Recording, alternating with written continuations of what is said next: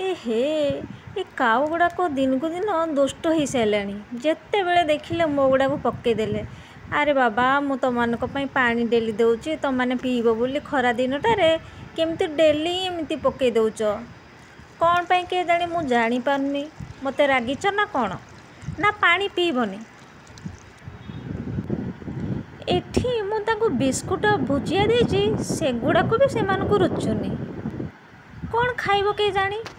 ସବୁ ଉଡ଼ିକି ପଳେଇଲେ। ବିସ୍କୁଟ ବି ରୁଚୁନି ସେମାନଙ୍କୁ। ହଁ ହଁ, କ'ଣ ଦରକାର? ମଟନ୍ ନା ଚିକେନ୍? କ'ଣ ଖାଇବ କହିଲେ ସିନା ମୁଁ ଆଣିକି ଦେବି।